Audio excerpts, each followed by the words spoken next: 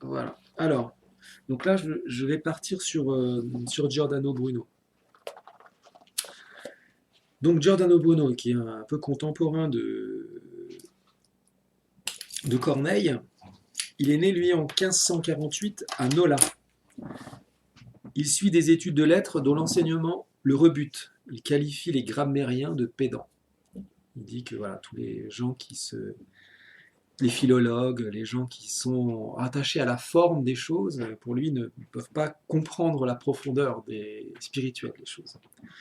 Enfin, c'est ce qu'il avance. Il poursuit ensuite à l'université de Naples l'apprentissage de la mnémotechnique, donc l'art de la mémoire, ce dont je vous ai parlé un petit peu tout à l'heure, qui au départ est un art pas réservé au monde hermétique, hein. C'est un art assez général pour justement cultiver la mémoire. Voilà, donc il rentre en 1565 dans l'ordre des Dominicains où il fera la rencontre d'un maître de métaphysique, Giordano Crispo, dont il reprendra le prénom par hommage. Il est ordonné prêtre en 1573. Conjointement à ses études de théologie, il est pris d'un vif intérêt pour les lectures peu orthodoxes et se sent attiré par la liberté de pensée de l'humaniste Erasme. Il développe aussi une passion pour l'hermétisme, la magie et la cosmologie. Au regard de ses pérégrinations hors champ, son passage chez les dominicains se complique, ces derniers levant une instruction pour hérésie à son encontre. Il est contraint alors à la fuite en 1576. Entre 1576 et 1578, il survit en Italie, donnant des leçons de grammaire et d'astronomie. L'apostasie le poursuit et le pousse à l'errance. Il passe un temps chez les calvinistes à Genève, puis rejoint la France où il gagne un titre de professeur. Le roi de France Henri III est intéressé par son ouvrage Calvis Magna sur la mnémotechnique. Le roi lui assure alors sa protection, finit par être envoyé par ce dernier en Angleterre, à l'université d'Oxford, afin de trouver une solution pour la réconciliation entre catholiques et protestants sur la base de l'hermétisme. Cependant, à Oxford, on éprouve de l'hostilité à son égard. Son caractère impétueux n'aide pas au passage de ses idées novatrices. En 1584, il publie la Cena de le Cénéri, le banquet des cendres, ou encore un autre, la cause, le principe et l'un, ou encore un autre, de l'infini, de l'univers et des mondes. Ces trois ouvrages soutiennent les thèses coperniciennes et son affirmation de l'infinité des mondes. Je cite, « Nous affirmons qu'il existe une infinité de terres, une infinité de soleils et un éther infini. » Fin de citation. En 1585, trois nouveaux ouvrages sont édités, raffinant ses positions. Le Spatio de la Bestia Triomphante, expulsion de la bête triomphante, ouvrage attaquant les calvinistes et les catholiques. Puis la Cabale du cheval Pégase, une attaque contre la philosophie d'Aristote. Et les Fureurs héroïques pour une rupture avec le géocentrisme et la présentation d'un univers où Dieu n'a plus de lieu. Géocentrisme, c'est que c'est la Terre qui est le centre. Les choses tournent, on va dire, autour de la Terre. En 1585, il quitte l'Angleterre, il revient à Paris où les positions religieuses catholiques se radicalisent. Il perd le soutien du roi. Son écrit sur la découverte scientifique du compas de Mordente, dans lequel il mentionne qu'il est celui qui peut interpréter la pleine envergure de la découverte par sa connaissance hermétique. Il s'attire alors les foudres de Mordente, qui le dénonce à la Ligue de Guise. Il décide de fuir en Allemagne en 1586, bien accueilli tout d'abord par les universités luthériennes de Marburg et Wittenberg, mais finissant par être excommunié par les calvinistes en 1588. Giordano Bruno sera invité ensuite à Venise en 1591 par Giovanni Mocenigo afin que l'hermétiste lui transmette son savoir. Il est de plus plein d'espoir depuis qu'il sait que Francesco Patrizzi, hermétiste religieux, a reçu une chaire à l'université de Rome par le pape Clément VIII. Seulement après quelque temps, Mocenigo, déçu, le dénonce à l'Inquisition, par laquelle il est arrêté en 1592. Son égyptianisme, le plonge dans l'accusation d'hérésie sur plusieurs points théologiques, à savoir le rejet de la transsubstantation, donc la transformation entre guillemets des saints dons au moment de la messe, de la Trinité, négation de la virginité de Marie, ses pratiques divinatoires, ses croyances en la métempsychose et ses visions cosmologiques. Refusant de se rétracter, après un long procès, il finit condamné à être brûlé le 17 février 1600 à Rome. Après avoir établi ce plan d'ensemble biographique de Giordano Bruno, je vais reprendre les points essentiels permettant de percevoir les particularités de son hermétisme. Tout d'abord, je vais revenir sur l'arbre mnémonique.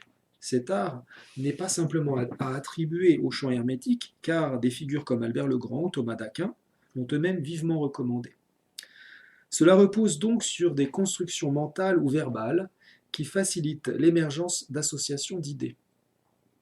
Cela peut être, comme Giordano Bruno l'y invite, à construire un espace, des lieux auxquels on joint des éléments capitaux du discours à élaborer. Il faut voir, voilà, ça marche un peu comme ça en fait. Il imagine, bon, par exemple, là, les pièces d'ici, la cuisine, c'est mon petit A. Quand je prends un couteau dans tel tiroir, c'est mon A1. A2, c'est quand je vais ouvrir un truc. C'est-à-dire qu'il construit un champ visuel, un parcours visuel, et il y établit toutes les parties de son développement à travers l'évolution dans un lieu. Donc c'est des techniques qui étaient a priori assez répandues.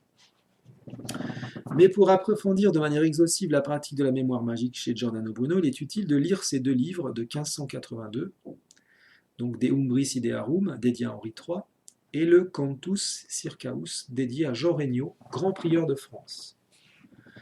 Le premier est un texte très énigmatique, comme une plongée dans des profondeurs ténébreuses, des poèmes, des dialogues avec Hermès Philotime. La recherche de l'illumination à travers l'art, la recherche de l'infaillibilité de l'intellect. Il présente la religion égyptienne comme étant celle de l'intellect et de la raison, et avance que c'est le christianisme qui a monté un interdit sur cette religion. Il parle encore comme Ficin de l'ambition de développer spirituellement le reflet de l'ordre de l'univers. Donc Ficin parlait déjà de ça, de différentes sphères, et d'utiliser la mémoire aussi pour gagner ses pouvoirs. Lui, il dit la même chose. Il faut donc imprimer ces images des puissances du ciel en soi. C'est ce travail d'organisation dans l'esprit de mage qui lui permet d'accéder à ses pouvoirs.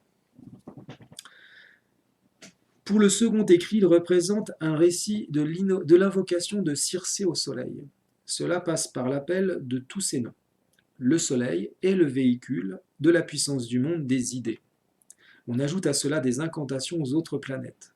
Tout cela se passe durant son arrivée à Paris. Le roi Henri III, son protecteur, intéressé par l'astrologie et la magie, comme sa mère, le missionne pour l'Angleterre, dans le but d'entamer une réforme hermétique. Une fois en Angleterre, il fait donc la présentation de son œuvre sur la mnémotechnique. Seulement, le lien qu'il fait entre la magie kabbalistique et le lulisme qui est cette pratique de mnémotechnique, le rend inaudible à Oxford. L'autre point important à retenir de ces démonstrations en Angleterre est le lien qu'il produit entre la théorie copernicienne de l'héliocentrisme et la magie astrale ainsi que le culte solaire. Dans la Sénat, Bruno rappelle que l'Antiquité connaissait l'héliocentrisme, Copernic citant ses philosophes par ailleurs. L'héliocentrisme, c'est le fait que tout tourne autour du Soleil. On ne croyait pas à ça à ce moment-là. Cependant, le sens profond échapperait à Copernic, et Bruno, prophète du sens transcendant des mathématiques, rapporte que le Soleil renvoie à l'expression de l'intellect. Il voit donc Copernic comme celui qui peut appuyer son cheminement vers l'illumination, mais aussi plus largement celui qui ouvre la voie à l'homme mage dans la rupture des sphères qui entravaient l'ascension. Donc, lui, il dit qu'en gros, il vient compléter ce que Copernic a pu dire et que tout cela ne peut être que le reflet de l'idéal hermétique. Je cite, la découverte de Copernic, ayant à ses yeux aboli les sphères auxquelles, pensait-on, les étoiles étaient attachées, Bruno y voit la rupture des enveloppes au travers desquelles le gnostique hermétique effectuait sa montée et sa descente dans les sphères. comme il est écrit dans le Pimandre. Voilà, donc en gros, il dit Copernic a libéré des passages des passages qui étaient bloqués pour l'ascension mystique. La Terre est donc en mouvement permanent, la substance éternelle engageant un renouvellement continu. Il reprend le Corpus Hermeticum 12 pour étayer sa position. Je cite « Car les vivants ne meurent pas, mon enfant, mais étant des corps composés, ils se dissolvent », ce qu'on avait vu tout à l'heure. Or, cette dissolution n'est pas la mort, mais la dissolution d'un mélange. Fin de citation. Dieu s'exprime dans sa plénitude à travers la création, selon Bruno. Donc, sa création reçoit les effets infinis. L'homme mage, en cette circonstance, doit s'ouvrir à cette dimension des mondes innombrables pour être dans la ressemblance de Dieu. Donc, il dit tout simplement, tant qu'on n'a pas compris ça, on ne peut pas arriver dans la pleine compréhension de Dieu, de ce qu'est Dieu. Je cite, « L'univers infini et les mondes innombrables sont à ses yeux des révélations nouvelles, des accentuations intenses de son sens surpuissant du sacré. » Fin de citation. Il reste ici dans le champ de la magie naturelle et n'inclut pas le fait qu'Hermès aurait prévu la Trinité. Donc lui, pour le coup, par rapport à ceux qu'on a pu voir avant, il ne voit pas l'égyptianisme comme un prophétisme de la révélation chrétienne. Lui, là, pour le coup, non, c'est pas possible. En fait, c'est le vœu de Bruno que de ne pas aller à la rencontre de la théologie. Il veut rester dans la religion du cosmos telle que l'a concevaient pour lui les Égyptiens. Il subira la controverse par le calviniste Georges Abbott, ce dernier cherchant certainement à attaquer l'Église catholique à travers Giordano Bruno. Pour répondre aux grammairiens qu'il appelle les pédants, il compose le Spazio della Bestia Trionfante en 1584. Il y fait l'apologie de la religion magique des Égyptiens. On assiste alors à un Giordano Bruno qui dépasse clairement les limites de la magie naturelle de Fissa. Il se proclame égyptianiste à 100%, comme étant la première théologie antérieure aux Grecs et aux Hébreux, et intègre tout ce qui pouvait déranger les hermétistes religieux à entendre de tendances chrétiennes dans l'Asclepius. Il pense que la période de corruption que le monde traverse est à point pour accueillir l'égyptianisme. Donc là, il pense que à cette époque-là, les guerres de religion, tout ça, font que pour lui, il dit, bon ben voilà, ça vient à point nommé, c'est le signe du moment pour le retour. Et il s'appuie sur les lamentations du Corpus Hermeticum. Le but de la religion égyptienne est de gagner les mystères célestes, de trouver la vertu, de s'écarter des vices, expulser la bête triomphante, d'où le titre de son œuvre, trouver l'ascension et régénérer l'âme. L'égyptianisme est la base de ce que Giordano Bruno peut qualifier de la religion mondiale. Donc là, ça rejoint ce que je disais tout à l'heure. Je cite, « Tous les échecs des sectes chrétiennes seront guéris par le retour de la religion égyptienne. » Donc là, encore une fois, si on fait la passerelle avec voilà, la volonté syncrétique et la volonté d'une prise de pouvoir du règne spirituel et temporel, des choses qui résonnent étrangement. C'est pourquoi l'éthique de Bruno, en ce temps trouble de la guerre de religion entre protestants et catholiques, est la loi et l'ordre pour la paix. Donc ça c'est, et je cite, un règne de la loi et de l'ordre qui encourage les activités paisibles et utiles et qui proscrit la guerre entre les sectes. Il faudrait s'interroger sur, je sais pas moi, peut-être parfois mais des attentats sous faux drapeau pour montrer entre guillemets la barbarie de toute religion dite révélée, comme ça a été le cas en tout cas dans la propagande voltairienne et d'autres à l'époque du XVIIIe, pour pousser, on va dire, l'homme lambda de la société à rejeter un certain nombre de choses et à rentrer progressivement, malgré lui, je dirais presque, à une certaine forme d'hypnose collective, à voir que c'est cela qu'il doit suivre et c'est cela qui a du bon sens. Donc, voilà. on ne peut pas prêcher contre le règne de l'ordre et de la paix. Donc, non mais entre guillemets, les gens vont avoir un peu, ils se sentent, c'est pas naturel de dire je suis contre les droits de l'homme, entre guillemets. C'est pas naturel. Donc voilà, il faut comprendre du coup comment les choses se mettent en place et peut-être d'une certaine manière qu'est-ce qui est derrière, qu'est-ce qu'il y a de plus profond derrière cette approche. Donc c'est l'hermétisme égyptien qui est envisagé dans l'esprit de Giordano Bruno pour mettre en place la fin du différend entre les religions. Son ambition relève du champ de la gnose. Il apparaît que l'hermétisme religieux, à tendance chrétienne, était le vrai but recherché par certains à cette période. On peut par cela comprendre la requête de Patrizii, faite au pape, d'utiliser un hermétisme chrétien pour ramener les huguenots à l'Église catholique.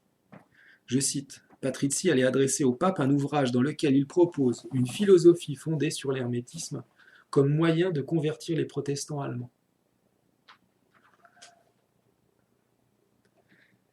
Fin de citation. Giordano Bruno entrevoyait deux sortes de pédantisme au travers des rencontres de son temps.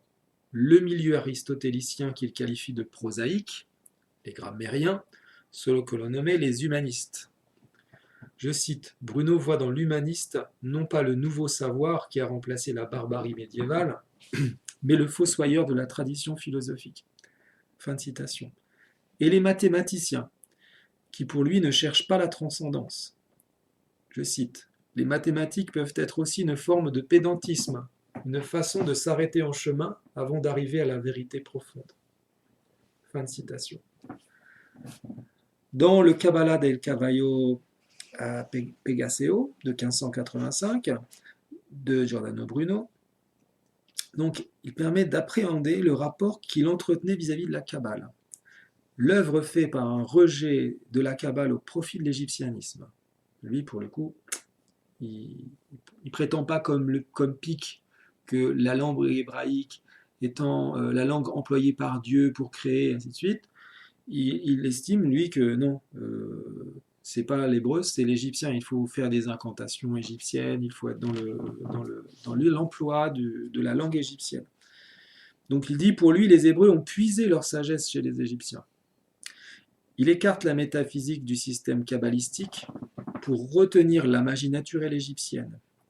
Il faut d'ailleurs ajouter que Giordano Bruno approuve Apulée de Mador, le fameux dont j'ai parlé, qui avait fait la traduction latine de l'Asclepius, recueil des opérations magiques incluant la démonologie. Il considérait qu'il est donc il aimait beaucoup cet Apulée de Mador, décrié par les partisans de l'hermétisme religieux, considérant qu'il est celui qui a associé l'homme à la race des démons. Je cite, « Celui qui détient des pouvoirs miraculeux et qui vit en relation avec la race des démons à laquelle appartient ses origines. » Fin de citation. Cet intérêt pour le démon, on le retrouve dans son œuvre De Monade Numero et Figura en 1591. Reprenant les commentaires nécromantiques de Cecco, magicien brûlé en 1327, qu'il porte en haute estime. Il évoque l'ordre des démons de ce dernier. Voir aussi la convocation par des miroirs magiques, page 382, de Francis Yates. Je cite, le retour de Bruno à plein égyptianisme signifie son retour à un type d'évocation archaïque et franchement démoniaque. Fin de citation. C'est donc la langue égyptienne qui a le pouvoir magique. Je cite, la vertu efficace de l'égyptien serait perdue dans la traduction grecque. Fin de citation. La magie pratique de Bruno est de créer des liens pour attirer les esprits et les démons. Cela peut donc s'opérer par des incantations, les images et l'imagination. Je cite, conditionnement de l'imagination en vue d'attirer dans la personnalité les forces spirituelles ou démoniaques qui débloqueront ses pouvoirs intérieurs. Voilà. Fin de citation. Giordano Bruno évolue en pleine gnose, défiant les limites que s'arroge là l'hermétisme religieux. Pour lui, l'homme est divin dès le commencement, et son ascension passe par l'acquisition des pouvoirs qui sont en lui. Je cite Giordano Bruno est le produit logique et en droite ligne de la glorification de l'homme à la Renaissance comme le grand miracle, l'homme qui est d'origine divine et qui peut redevenir divin avec des pouvoirs divins en lui. Fin de citation. Avec cette approche, il est aisé de voir que le Christ ne joue qu'un rôle subsidiaire pour Giordano Bruno. Il prend en plus alors l'envergure d'un homme mage accompli. Je cite, néanmoins, le Christ est un bon mage bienfaiteur, et Bruno se sent attaché par une forte solidarité à ce Moyen-Âge catholique.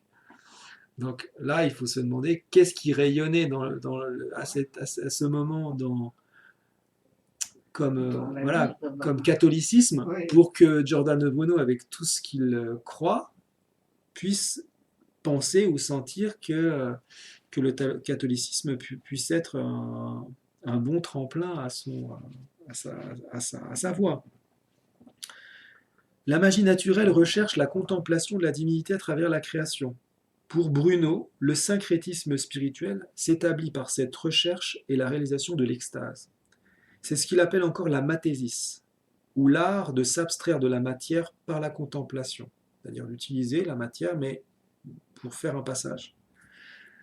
Je cite, son syncrétisme réunissant toutes les religions et toutes les philosophies, aussi bien médiévales qu'antiques, et sa magie. Fin de citation. L'esprit divin habite la nature, mais l'homme doit rechercher la fureur, l'enthousiasme, aussi bien dans la poésie, la religion et la prophétie. Et l'amour. C'est encore une fois sa voie contemplative qui réalise l'homme. Giordano Bruno était particulièrement touché par tous les affrontements religieux. Je cite, « Il est apparu à la fin du XVIe siècle marqué par d'effroyables témoignages d'intolérance religieuse. » Fin de citation. Pour lui, si l'amour est la source des pouvoirs célestes, alors de ce fait, les catholiques et les protestants en sont exclus.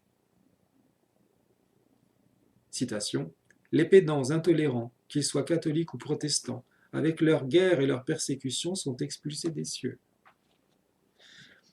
Fin de citation. C'est dans ce sens qu'il accepte, dans l'esprit de contre-réforme, de venir promouvoir la paix du catholique Henri III avec la reine Élisabeth d'Angleterre contre la guerre menée par l'Espagne catholique.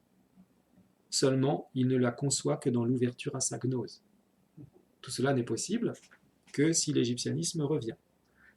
Les affrontements des sectes religieuses, des sectes chrétiennes, donc comme il en parlait auparavant, ne pourra être profondément réalisé que lorsque ce qui est plus transcendant, mais plus syncrétique que cela, puisse être rendu manifeste.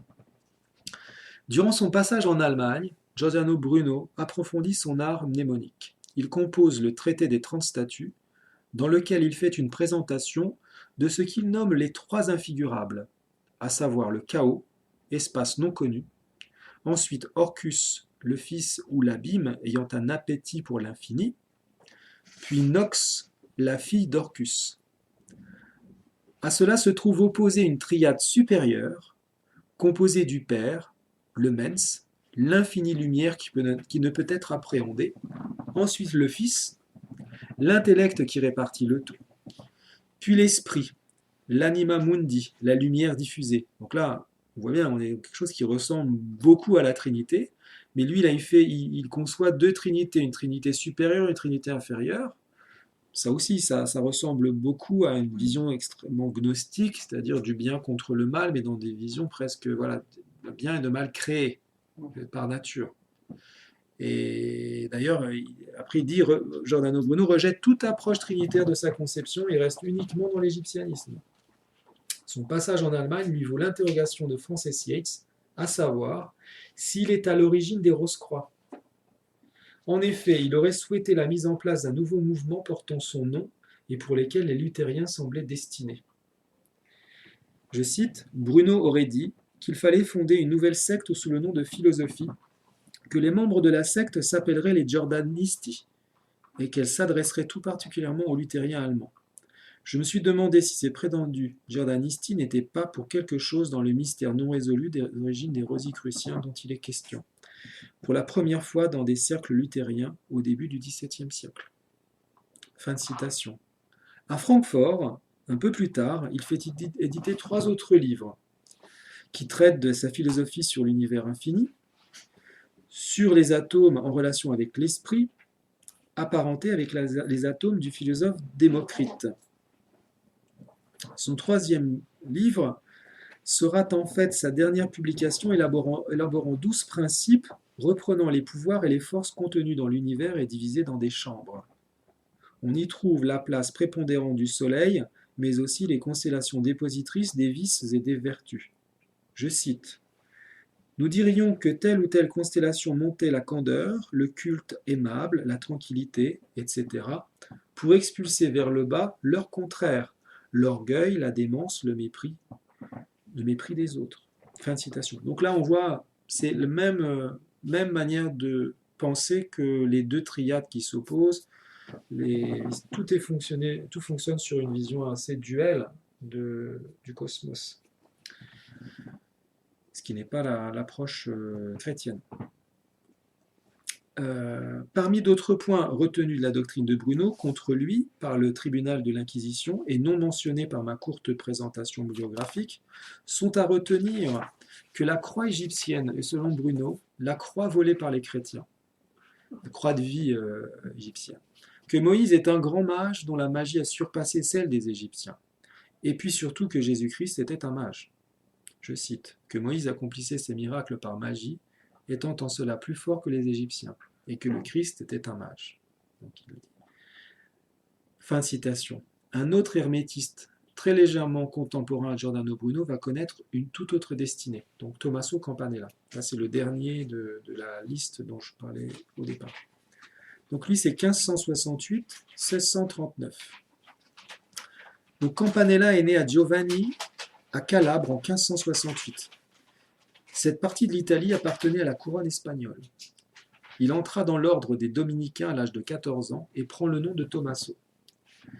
Il est connu pour sa thèse de philosophie politique concernant une cité du soleil magique. Il est rangé parmi les mages de la Renaissance de la lignée ficinienne. En 1590, il est emprisonné à Naples, accusé d'hérésie pour ses théories naturalistes et magiques tirées de son œuvre Philosophia Sensibus Demonstrata. Après sa sortie, il développe donc le projet d'instauration d'une république théocratique, la dite révolte de Calabre, en 1598. L'humanité pour lui était alors plongée dans un profond déclin qui appelait une réforme en urgence. Là, c'est similaire avec Bruno pour ça. Toute cette ère ressemblait donc à un présage de bon augure pour la descente du soleil. Plusieurs éléments allaient configurer ce renouveau, une législation sur la base de la loi naturelle, une utopie républicaine basée sur l'amour de Dieu et la raison. Le christianisme devait être le tremplin à ce changement car selon Campanella, la foi chrétienne et la magie naturelle étaient conciliables, même si l'on définissait Jésus comme un homme mage. Je cite, « Le Christ fut un grand mage et un législateur inspiré. Il est donc possible d'effectuer un rapprochement entre les mystères chrétiens et la religion de la magie naturelle. » Fin de citation. Cette rébellion se solda par un cuisant échec. Vu comme l'instigateur de ce mouvement révolutionnaire, ayant pour but de secouer le joug espagnol et d'implanter une cité utopique, il est arrêté de nouveau, torturé et condamné pour hérésie. Je cite, « Cette révolution, bien qu'elle fût prêchée avec fougue par Campanella et ses partisans, était presque totalement dépourvue de préparations sérieuses et se solda bien évidemment par un échec total. » Fin de citation. Jusqu'à cette période de la révolte, Campanella avait un rapport à la magie très proche de l'égyptianisme de Bruno, n'hésitant pas à justifier l'usage de la magie démoniaque. Il y renoncera ensuite, dénonçant également la magie diabolique d'Agrippa. Il restera 27 ans en détention, temps durant lequel il compose de nombreux ouvrages de philosophie et de théologie, avec une grande production de références magiques. Concernant sa cité du soleil, il évolue, envisageant une cité plus conciliante avec le pouvoir en place, incorporant la papauté et la monarchie. Je cite, la monarchie espagnole, ou bien la papauté, allait désormais être le cadre dans lequel la réforme universelle pourrait intervenir. Fin de citation. Son Città del Sol, en 1602, reposait sur diverses influences, dont la République de Platon, cependant teintée de beaucoup d'astrologie, du Picatrix et son introduction aux esprits et à la création d'un temple du soleil, l'Asclépius et son annonce prophétique de la cité du soleil, les Solariens, ces Égyptiens hermétiques, prêtres du soleil, revêtant les 3 vertus de sagesse, prêtrise et royauté. Donc là, il fait un grand mélange. Il intégrait encore l'héliocentrisme, auquel il donnait un sens magique et religieux. Et comme Bruno, il conçoit l'existence de mondes innombrables. Apparaissant comme plus conciliant, il fut libéré de la prison de Naples, ce qui lui permit de rejoindre la France. Il percevait cette dernière comme la monarchie pouvant s'atteler au socle de sa cité idéale. Cette approche permet de faire une analogie avec le plan de Bruno, d'utiliser également la monarchie française pour ramener la réforme. Je cite, « Cette même monarchie française que Bruno avait choisie en les personnes d'Henri III et d'Henri IV pour mener à bien la réforme universelle. » Fin de citation. Campanella trouva appui et les encouragements de Richelieu en France. En 1637, il publie Civitas Solis, son œuvre, Cité du Soleil, adaptée à la monarchie française. Son Metaphysica en 1638 reprend la magie naturelle de Ficin, mais traite aussi de l'Asclépius et l'appel aux démons pour habiter les idoles. Là, Campanella cite le passage de l'Asclépius sur la religion égyptienne et sur les procédés magiques grâce auxquels les démons célestes étaient introduits dans les idoles. Fin de citation. Il voyait donc dans la magie ficinienne comme la résultante du système opératoire de la magie d'Hermès Trismégiste. Le pape Urbain VIII, donc il est pape entre 1623 et 1644, féru d'astrologie, fit appel à Campanella en qualité d'astrologue. Campanella pensait que ce dernier était favorable à une réforme magique et imaginait que la classe des prêtres serait ceux qui s'adonneraient à la magie naturelle en permanence, contrant tous les maléfices, soignant et développant la morale. Il développa un plan missionnaire sur la base de la religion naturelle à l'attention de l'Église catholique, dans le but de convertir les hérétiques. Mais malgré ce rapprochement avec le pape, les dominicains influents contrarièrent ses objectifs et le mirent en danger. Il a eu le pressentiment que son destin était de se tourner vers la monarchie française. Je reviens donc sur son lien avec Richelieu dans son plan d'instauration de la Cité du Soleil en France. Il prend pour source de la relation entre le christianisme et la magie hermétique l'œuvre de Denis, toujours le même dont on a parlé tout à l'heure. Il s'approchait plus de Bruno dans une réforme hermétique égyptienne. Cependant, il intégrait complètement les mystères chrétiens dont il faisait d'Hermès Trismégiste un prophète. Je cite, « Se servant de son entraînement théologique de dominicain, utilisant la lumière des platoniciens et de Trismégiste pour développer une théologie plus naturelle de la Trinité, une christologie plus naturelle et une vision plus naturelle des sacrements. » Fin citation. Campanella développe une autre notion, celle concernant l'intervention de la grâce au regard de la magie naturelle.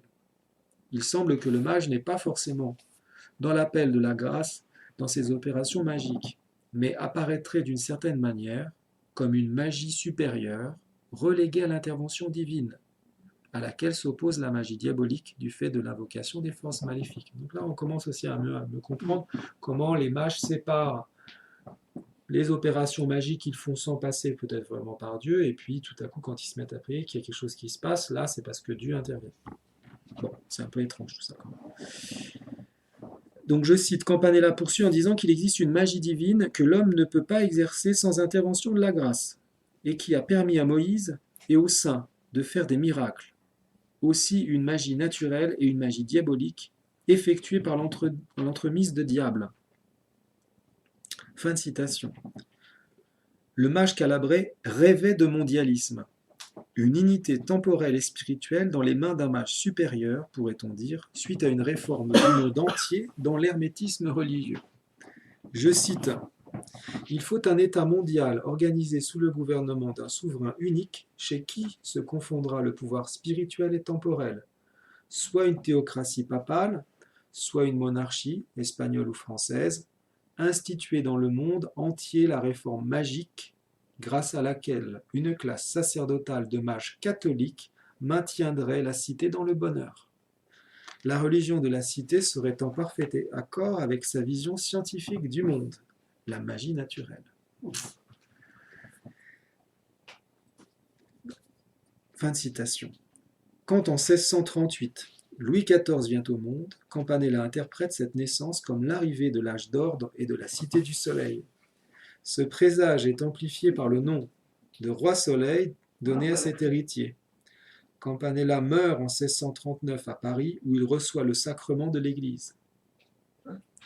Ce mage marque le déclin de l'hermétisme de la Renaissance au profit du cartésianisme et de la science appliquée.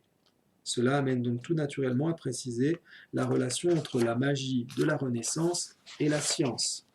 Voilà. Cette partie-là vont être plus courtes. Elles vont être plus courtes. Là, c'était vraiment pour bien comprendre le socle de pensée des différents hermétistes, pour bien faire les nuances, de voir où sont les uns et les autres. Donc là, dans la deuxième partie, la magie de la Renaissance et la science. Donc, à l'ère médiévale, la Terre occupait la place centrale d'un point de vue cosmologique, toujours au fond et au centre. Citation. Corneille d'Agrippa prend cette conception pour point de départ de sa hiérarchie magique.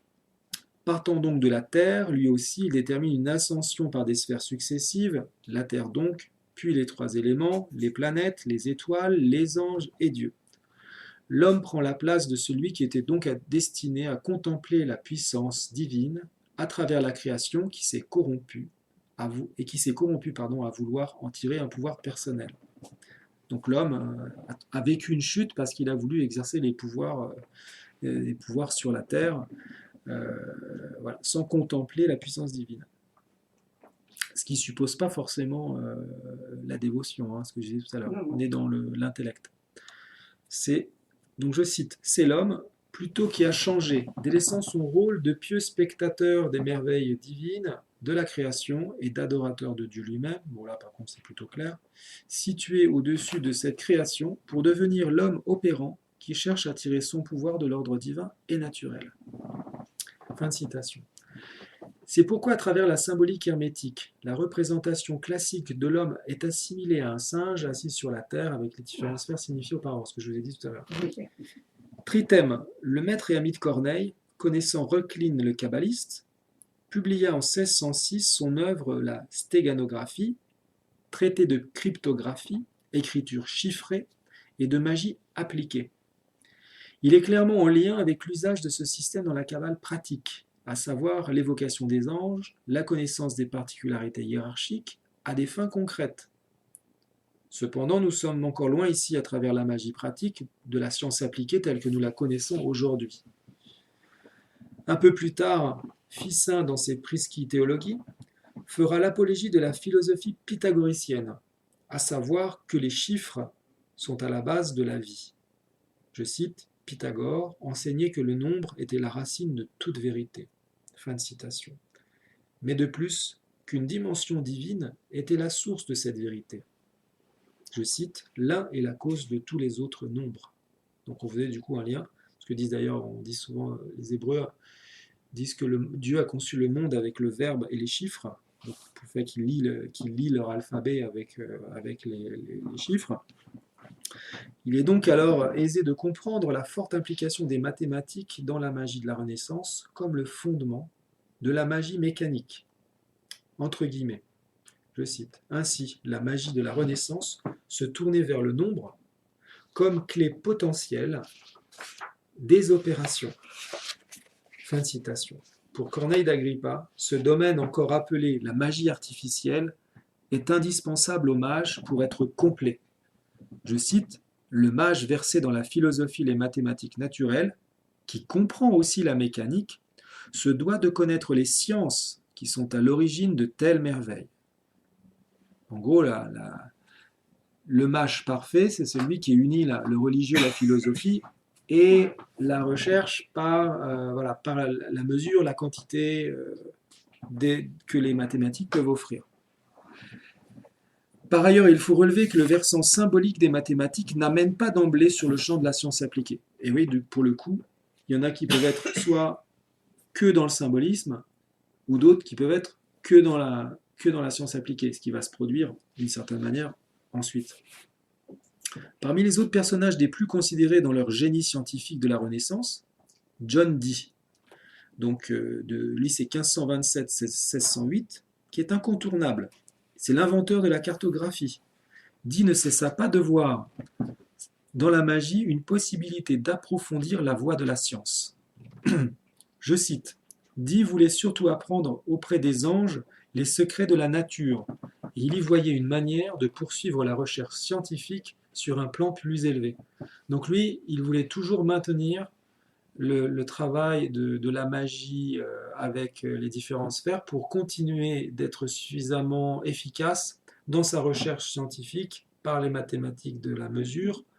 Donc il travaillait sur les deux. À travers ses 900 thèses, il confirma l'utilité de la science appliquée pour révéler le sens profond de la création. Je cite, par les nombres, nous disposons du moyen de rechercher et de comprendre toute chose qui puisse se connaître. Fin de citation. Un autre champ du développement de la science qui peut être rapproché de l'hermétisme est la médecine. Depuis Hermès et la table d'Émeraude, puis Paracelse, influencé par Ficin, une magie à des fins médicales est exercée. On cherche à établir les vertus des éléments, et en particulier celles des plantes, afin d'établir des bases de traitement face aux maladies. Comme j'ai pu l'entrevoir à travers la présentation des plus célèbres mages de la Renaissance, la place du Soleil revêt une importance capitale. C'est pourquoi l'héliocentrisme, avant de devenir une véritable découverte scientifique, appartient pleinement au domaine de l'hermétisme. Ficin, le premier hermétiste de ma présentation, enseignait que la Terre bougeait. Il reprenait lui-même l'approche cosmologique de Pythagore ou Philolaos, dont l'astronomie du dernier affirmait que la Terre, le Soleil, tournait autour d'un feu central. Pour le Corpus Hermeticum d'Hermès, le Soleil est révélé religieusement, il prend figure de la divinité, distribuant la lumière et la puissance. Je cite, « Le Soleil lui-même, s'il illumine le reste des étoiles, ce n'est pas tant par la puissance de sa lumière que par sa divinité, sa sainteté. Et c'est bien lui que tu dois tenir pour le second Dieu, Asclépios. Lui qui gouverne toutes choses, qui répand sa lumière sur tous les vivants de la terre, ceux qui ont une âme et ceux qui n'en ont pas. » Fin de citation. À la lumière de Platon, le soleil lui aussi fait l'apologie de la splendeur et de l'intelligible, permet l'ascension de l'homme. Pour Denis également, il mène à la lumière de Dieu.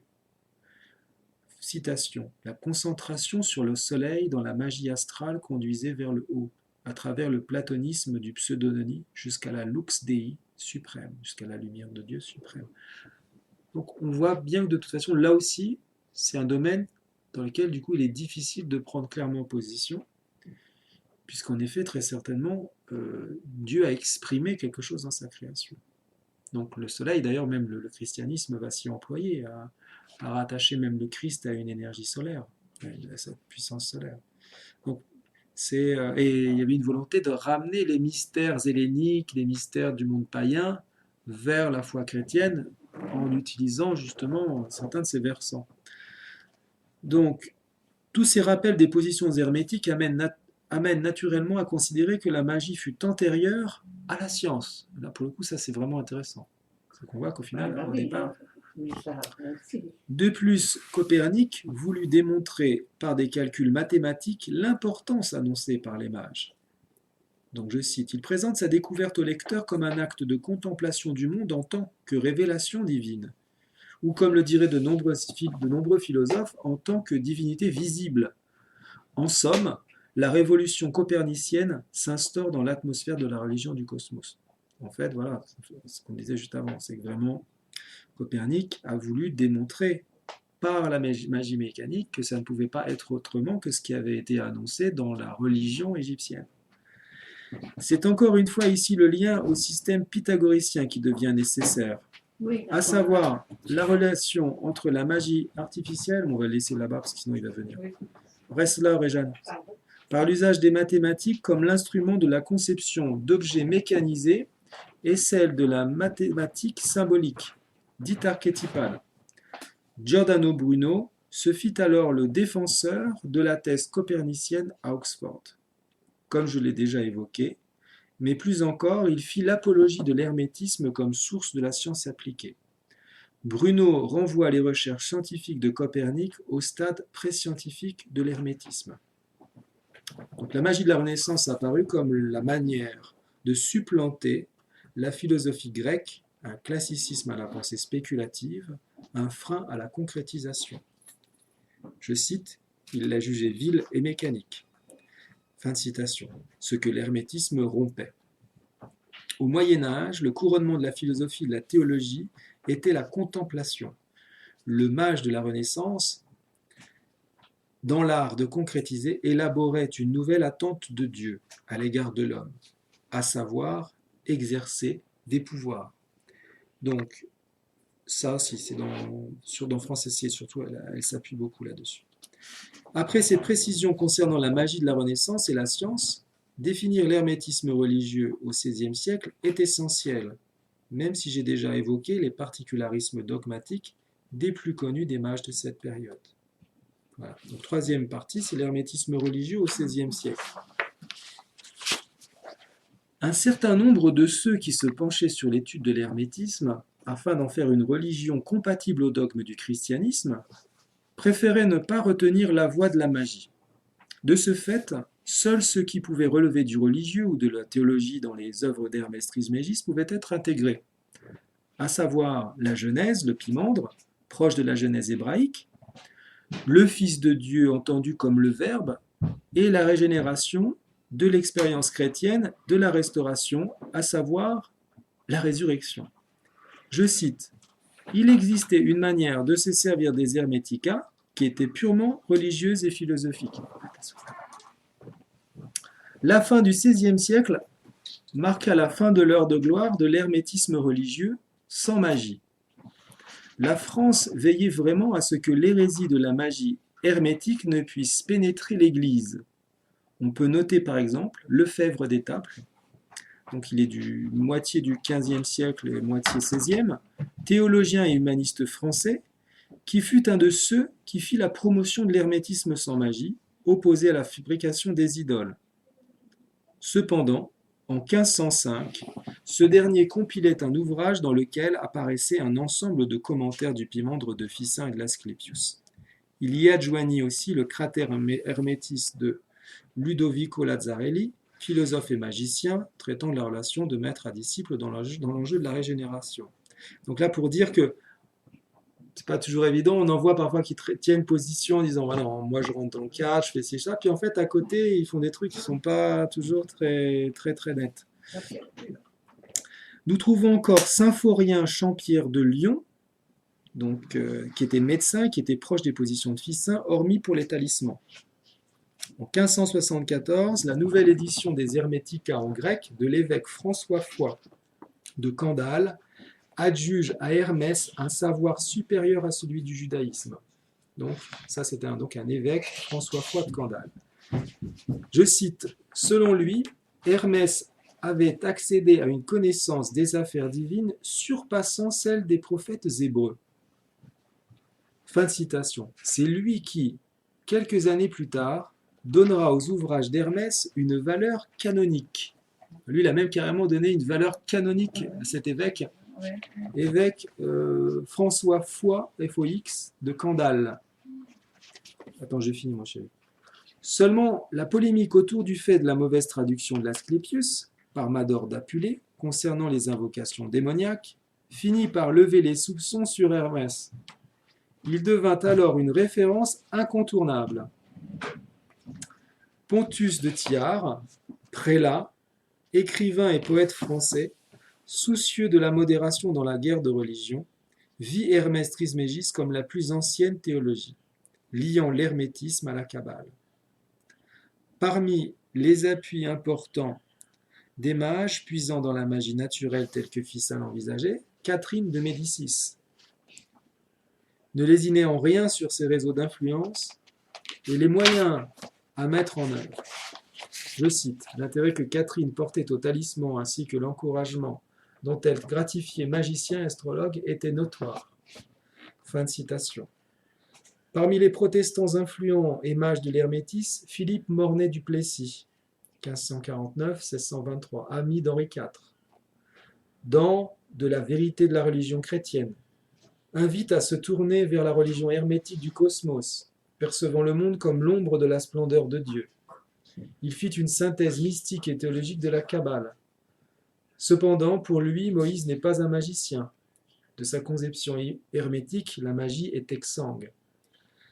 Je cite, Mornay ne fait que reprendre la synthèse habituelle entre l'hermétisme et la Kabbale, mais il n'est pas question de magie, ni de Kabbale pratique. Donc là aussi, tac, il sépare bien les deux, pour ce qui est de celui-là.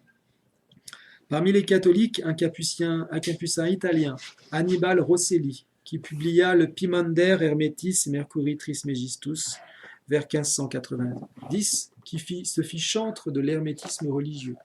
Il mettait lui aussi en garde contre la magie et consacrait les hiérarchies célestes de Denis. Francesco Patrizzi, dont j'ai déjà parlé, était un savant et philosophe platonicien luttant contre l'aristotélisme ambiant de son époque. Il considérait qu'il fallait revenir à la vraie religion et appréciait les Hermetica pour le rôle qu'ils pourraient jouer dans ce sens. Sa publication de la Nova de Universis Philosophia en 1593 à Venise, dédicacée au pape Grégoire XIV, rendait compte d'une nouvelle philosophie universelle appuyée du Corpus Hermeticum et de l'Asclepius. Pour lui, Hermès Trismégiste était précurseur à Moïse, et le Pimandre précisait donc les données de la Genèse hébraïque. De plus, la Trinité était également mieux introduite. Son intention est donc d'amener le pape à privilégier l'hermétisme sur la philosophie d'Aristote, hostile à Dieu. L'objectif le plus profond était de ramener les protestants au catholicisme. Je cite, « Nous trouvons ici la philosophie de piété, fondée sur l'hermétisme, placée résolument au service de la contre-réforme. » Fin de citation. Son hermétisme est celui de Ficin et de Pic. Il ne cherche pas à écarter la magie dans son approche. En 1592, il est convoqué à Rome par le pape Clément VIII, qui lui donnera une chaire de professeur de philosophie platonicienne à l'université. Sa prétention à la prédication de l'hermétisme comme instrument pour la contre-réforme lui valut les foudres de l'Inquisition qui le réduisit au silence.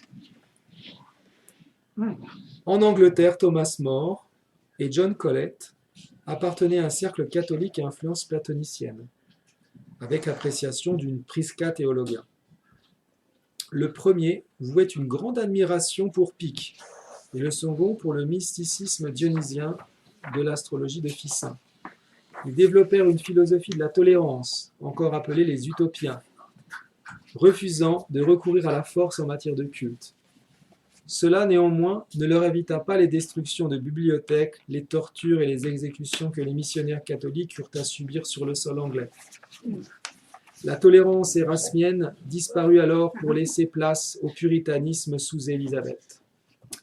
Quelques groupes hermétistes se maintenaient, comme le groupe Sidney, dans lequel le célèbre John Dee, dont j'ai parlé tout à l'heure, grand mathématicien et astrologue de la reine, intervenait en qualité de philosophe. Je cite, « Dee, mage, mais mage chrétien, et aussi scientifique de valeur, capable d'une authentique compréhension mathématique de la théorie copernicienne. À cette frange d'hermétistes religieux, des théologiens et des philosophes en quête de contemplation s'opposaient à la tradition humaniste. Par humaniste, il faut entendre ici toute la littérature civile romaine, l'Antiquité dite classique, l'âge d'or de la rhétorique et du raffinement. Cette voie est vue par les premiers comme celle de ceux qui s'intéressent à la forme, à l'esthétisme, mais pour qui le sens profond échappe. Ces deux branches ont des rapports différents à la religion. Érasme a été une figure importante de ce mouvement, imprimant par ailleurs une dimension sacrée, religieuse, théologique. Il avait en aversion le Moyen-Âge et désirait former le chrétien par la lettre, Nouveau Testament et patrologie. Je cite, Le remède qu'il propose à la décadence du Moyen-Âge tardif est celui d'un humaniste, d'un homme de lettres et d'un croyant. » Fin de citation. Il tenait Ficin et Pic pour des érudits douteux et ne tolérait aucune magie. Il y avait une répulsion naturelle des humanistes, séculiers et religieux, pour les études de mathématiques et métaphysique. L'hermétisme religieux allait conduire sa chute au début du XVIIe siècle par l'effet d'un homme pouvant être qualifié d'humaniste, le philologue Huguenot Isaac Casaubon. Ce dernier prouva l'erreur de datation concernant Ernest Trismégiste. Donc ça, c'est la dernière partie. Donc, ce qui crée le passage justement en société, entre guillemets, société secrète. Donc, datation d'Hermès Trismégiste par Isaac Casaubon, qui est donc lui 1559-1614, et ses conséquences. Isaac Casaubon, spécialiste de la langue grecque, est donc connu pour être celui qui détruisit toute l'ambition hermético-kabbaliste et religieuse de la Renaissance. L'attribution des écrits d'Hermès Trismégiste à une époque post-chrétienne, qu'il fit en 1614, en fut la cause. Il en attaque le contenu, tant sur le fond que sur la forme. Parmi les arguments retenus en faux sont notés la non-mention d'Hermès Trismégiste par Platon ou Aristote. C'est-à-dire que lui dit, Platon et Aristote, ils n'ont pas parlé d'Hermès. Et il dit après, par l'emprunt par un ou des auteurs tardifs de la composition de ces deux philosophes. C'est-à-dire qu'au contraire, ce sont des personnages du 1er au 2e siècle qui ont utilisé des choses de Platon et d'Aristote et qui les ont introduites dans les textes du Corpus Hermeticum. Et il dit, et en plus de ça, on y a ajouté des textes sacrés chrétiens qui vont composer le Pimandre, ainsi de suite, comme la Genèse et certains passages de l'évangile de Jean. Ou encore des citations d'auteurs grecs des premiers siècles, révélées par un usage du style grec de cette période. Donc là, il dit clairement, en plus, on voit que le style grec de l'époque de l'Antiquité tardive sont évidents.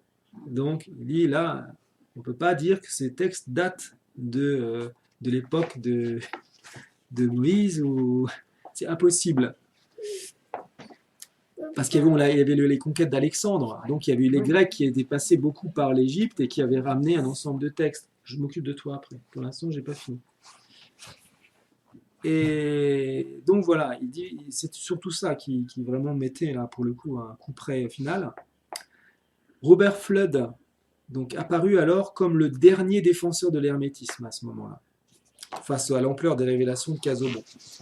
En 1617, il fit une dédicace à Jacques Ier pour l'apologie d'un hermétisme en Angleterre. Il se revendiquait de Ficin, tout en utilisant également l'Asclepius, mais comme Pic, il ajoute la Kabbale magique et fait le lien avec l'œuvre de Denis. Hermès était pour lui le Moïse égyptien et prophète de la Trinité chrétienne. Je cite, « En fait, à l'instar de la Renaissance, Fludd considère Hermès comme le Moïse égyptien et comme un trinitaire presque chrétien. » Robert Fludd se définit comme appartenant au mouvement rosicrucien, secte mystérieuse d'origine allemande luthérienne à tendance hermétiste. En 1614, le manifeste rosicrucien à Cassel, ce qu'on appelle le Fama Fraternitas, donc la traduction du texte de Boccalini, proclamait une ligue libérale pro-française, pro-Henri IV, dont le mot d'ordre était de sortir d'un monde d'hypocrisie et de dissimulation pour une réforme profonde, mystique et magique. Je cite, « Par ordre d'Apollon, une réforme générale du monde s'est promulguée par les 7 sages de la Grèce et d'autres libérati. » Fin de citation. Ça, c'est Henri Comte de Monmouth, Advertisement from Parnassus. Donc, c'est un livre qui traite des Rose-Croix. Ils avaient encore une approche communiste dans la redistribution des richesses. Je cite, « Solon estime que la meilleure façon d'y parvenir, c'est en redistribuant les biens de ce monde afin que toutes les parts soient égales. » Fin de citation. 2 autres mages eurent une influence importante sur les Rose-Croix. Donc Giordano Bruno, lors de son passage en Allemagne, chez les luthériens tournés dans la magie, l'hermétisme, et férus de symbolisme alchimique. Certains le considéraient comme le fondateur du rosicrucisme. L'autre est Campanella, dont j'ai parlé aussi après, qui proposa à Johann Valentin Andrea pasteur luthérien, publiant pour les Rose-Croix d'appeler l'Union chrétienne la Cité du Soleil.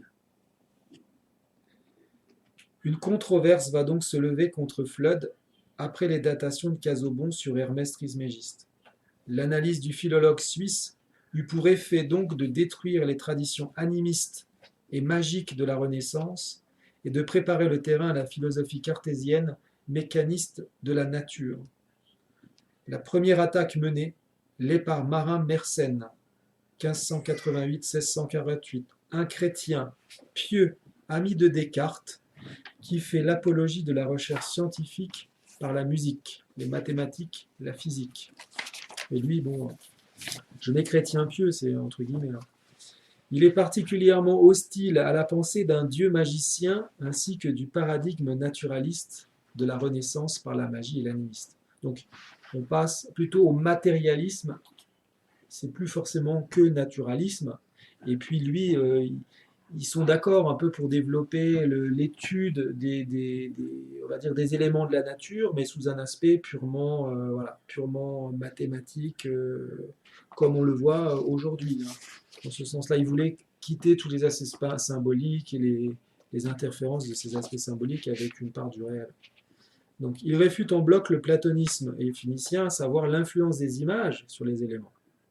Il écarte la magie astrale et condamne la conception platonicienne de l'âme du monde, dans le sens où le monde vivrait et penserait, ce sur quoi le mage s'appuie, c'est-à-dire une conscience du monde. Il n'a guère de sympathie pour la magie kabbalistique et son angéologie. Tous les mages se retrouvent alors logés à la même enseigne.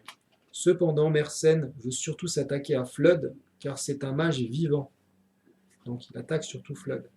Il utilise les pères de l'Église, traitant de la Genèse.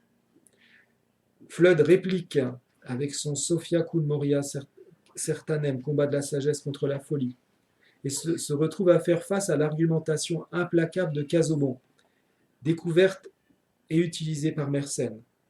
Donc au début, on pense que Mersenne n'avait pas connaissance du propos de Casaubon, et que dans sa contre-attaque, suite à ce que Flood va lui répondre, il utilise les arguments de Casaubon. Et là, a priori, ça pose un problème. Donc les Rose-Croix vinrent alors à sa rescousse avec le Summum Bonum, donc un écrit aussi, qui ouvrit un conflit entre naturalisme et rationalisme. Un naturalisme appuyé des œuvres de Hermès Trismégiste face à Pierre Gassendi, prenant la suite de Mersenne, qui fit la promotion des mathématiques rationnelles et l'apologie de la démonstration de Casaubon, prêchant la supériorité du milieu des grammairiens et philologues. Donc là, on se retrouve dans un paradigme où tout à coup, c'est les grammairiens et philologues et les mathématiciens, donc entre guillemets tous les pédants qui étaient relégués pour les hermétistes, tous ceux qui on va dire, qui étaient jusqu'à un certain niveau de compréhension des choses, sans aucune spiritualité, on pourrait dire. Pour le coup, c'est intéressant dans l'éradication de certains mots attribués à la spiritualité déviée, mais en même temps, ça fait table rase aussi sur peut-être d'autres effets de la spiritualité, peut-être même du coup de la spiritualité chrétienne au sens strict. Là. C'est ça qui peut être aussi intéressant à retenir. Et donc, voilà, l'hermétisme se retrouva donc condamné à l'occultisme secret. Je cite, « L'hermétisme est destiné à s'enfoncer sous terre dans les courants ésotériques. » Fin de citation. Le mage est désormais considéré comme celui qui fuit la raison vers l'occultisme. Sont mis en avant ceux qui, comme Descartes, sans compromis, recherchent la science générale, les mathématiques universelles et la géométrie analytique. Je cite, « L'imagination tournée vers le cosmos a poussé les rationalistes à se positionner radicalement. » Fin de citation. Une autre personne attaqua Flood en 1619, le célèbre mathématicien Kepler, spécialiste des orbites elliptiques et de l'héliocentrisme. Il se fit l'apologète de la science appliquée et le détracteur de la mystique relative au nombre. Je cite, « Kepler avait une perception extrêmement nette de la différence entre les authentiques mathématiques fondées sur les mesures quantitatives et l'approche mystique pythagoricienne ou hermétique des nombres. » 2 minutes, Raphaël, j'arrive. Cependant, Toute cette controverse donna l'émergence d'un ésotérisme reconnaissant l'analyse de Casaubon sur les Hermetica. Les platoniciens de Cambridge, Henry More, le kabbaliste et Ralph Cudworth, les rangèrent dans les contrefaçons servant l'intérêt du christianisme. Henry More fit l'apologie de la Kabbale comme la tradition juive remontant à Moïse, ainsi que l'éloge de l'œuvre de Descartes sur la philosophie mécaniste. Donc là, c'est intéressant. On a on a un sursaut d'hermétistes qui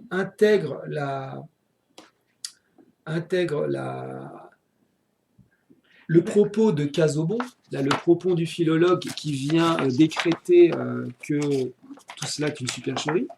Et en fait, eux vont du coup remettre en avant d'une certaine manière la Kabbale comme étant la véritable première théologie, parce que là, d'une certaine manière, on lui redonne ses lettres de noblesse, parce que l'égyptianisme se retrouve relégué, et aussi en même temps, un autre courant, là, comment il s'appelle, Cudworth, lui, il est plus dans une vision où il dit, certes, Casaubon dit un certain nombre de choses qui sont tout à fait probantes, seulement il y a plein de choses qui sont révélées dans l'Asclepius et dans le Corpus Hermeticum qu'on ne retrouve nulle part ailleurs dans les écritures de l'Antiquité. Donc il dit que forcément, ces écrits révèlent des choses sur une réalité de la religion égyptienne. Donc il y a quand même quelque chose qui va persister au-delà de la critique. Et donc il y a plusieurs aspects à considérer. Une résurgence de la Kabbale juive vue comme étant la première théologie, et une seconde qui continue de dire, certes, il y a critique, mais d'une part, il y a eu la destruction de la bibliothèque d'Alexandrie et peut-être un grand nombre de documents disparus, et ce sont des auteurs tardifs qui ont réécrit un ensemble de choses qui parlaient de ça. Donc attends, je vais finir. Après la conclusion là. Donc pour Cudworth, même s'il admet la datation tardive des Hermetica, il considère que les éléments intéressants liés au véritable hermétisme égyptien peuvent être décelés, à savoir la divinité de la matière par exemple, ou encore l'Asclepius comme traité de magie pratique égyptienne, ce qui le met proche de la posture de Bruno. Voilà. Donc ma conclusion. Il apparaît donc clairement, après étude, que l'hermétisme joua un rôle important à la Renaissance, mais plus largement précisément l'hermésisme d'Antoine Fèvre, ensemble des enseignements ésotériques relatifs à l'égyptianisme d'Hermès Trismégiste, de la Kabbale principalement, mais aussi encore avec l'addition d'autres traditions magiques de l'Antiquité. Il a bien été exposé qu'un hermétisme religieux fut motivé au XVIe siècle, tant pour activer une réforme magique sur la base de la vraie religion, l'égyptianisme, pour les plus radicaux comme Giordano Bruno, et pour d'autres sous l'égide de ces mêmes Hermetica, la prophétie d'une Prisca Theologia animée par Hermès de l'arrivée du Sauveur. Donc, attends. Oui, attends. Seulement et uniquement cette dernière ne devait pas s'attirer les foudres de l'Inquisition et pouvait prétendre à venir teinter la doctrine traditionnelle de l'Église de magie naturelle et de hiérarchie céleste dionysienne, permettant la mise à portée d'une théologie cosmologique allant jusqu'au Dieu Trine. Donc on voit bien là qu'il y a ce qui est acceptable et puis ceux qui vont beaucoup plus loin. Une certaine difficulté jaillissant à définir la magie, la chaîne des sympathies reliant toutes les sphères entre elles, le rapport à la grâce et la place à donner à la démonologie dans tout cela. Donc là, on voit que c'est pas facile quand même, en tout cas pour la démonologie c'est beaucoup plus clair, mais de comprendre ce rapport aux attractions, ce rapport à la grâce, qu'est-ce que c'est que la magie, qu'est-ce que c'est pas que la magie, enfin, voilà, c'est pas toujours évident de se placer. L'Asclepius soulevait polémique depuis sa traduction par Apulée de Mador, attachant l'origine de l'homme à la race des démons. Un grand nombre de mages tels Ficin refusaient de s'y reporter sous peine de se voir qualifiés de magiciens de la pire espèce, comme le fut Corneille d'Agrippa. Les égyptianistes s'y engouffraient sans scrupule, voyant cette gnose comme la vraie religion.